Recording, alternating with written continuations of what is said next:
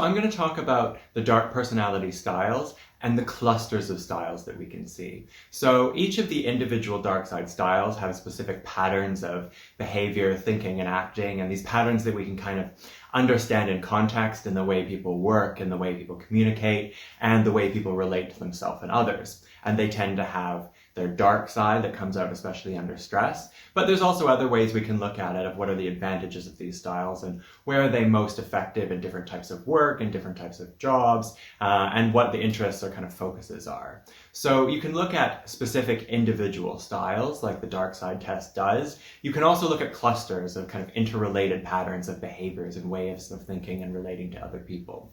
So the first cluster, cluster A, is the kind of eccentric styles. So these are wary, solitary, and unconventional styles, and they often involve some sort of kind of interpersonal distance or separating oneself from other people. And they tends to be, when you look at a sense of self in the context of those areas of functioning, it tends to be very, very independent and very separate from other people. So we can look at either too much or not enough, but either these rigid patterns of thinking either way. And these styles tend to be related to really highly individualized sense of self, really distinct sense of self as a different person as distinct from other people, which in many ways is a very healthy level of functioning. But when you take it to the extremes, that kind of really, really highly independent, kind of, even if it's solitary or suspicious of other people, you can see that's a way of putting distance between yourself and other people, socially or in communication or at work in other settings. So there tends to be barriers put between that person and other people.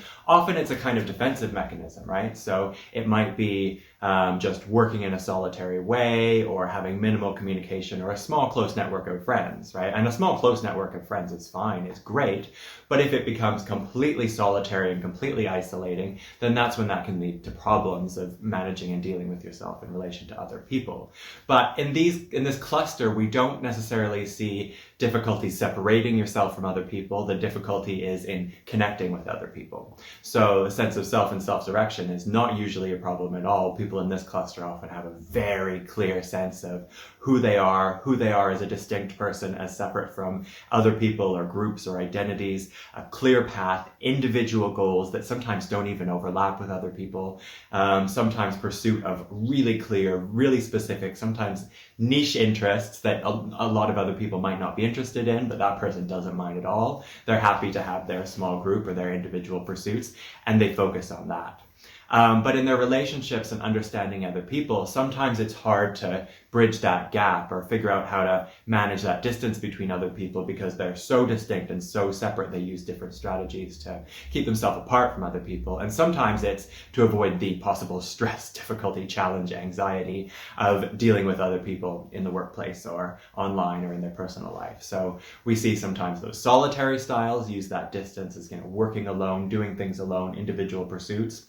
Sometimes we see other ways of putting distance between someone and other people, and it could be the kind of wary style, so that's suspicion, that's kind of worry or anxiety about what other people are going to do, what'll happen if you let people in too much. That's fairly common. Or we see it in unconventional styles as well. So that's when someone is distinctly and visibly making themselves different, apart, separate from other people. A lot of people do that in their work and their life, and it's not necessarily a problem. There's nothing wrong with being distinctive or being different or having a unique style or sense of self or what you want to do, individual goals. We see a lot of really successful people doing that who have a clear and distinct and unique vision about, work in a certain area or creating a project or creative pursuits or artistic pursuits or business or entrepreneurship. Having that individual idea and vision that is almost impenetrable to other people's criticism can be really useful in some circumstances. But sometimes it comes to not being receptive to feedback and not taking, not understanding or not really accepting the feedback or the criticisms or comments of other people. Sometimes is great. Sometimes when you're working in teams is a more difficult thing. So you need to look at why people are putting that distance between themselves and other people, how it's adaptive, what positions it's adaptive in, and when it can be useful. When you're looking at communication, any of these styles has really clear patterns of putting distance between themselves and other people, and sometimes making communication challenging. So that's something to understand, is you can have these really brilliant technicians, artists, experts, entrepreneurs, but then understanding how to communicate with them sometimes is challenging, to get them to take on feedback, understand other people's point of view, and work as part of a team.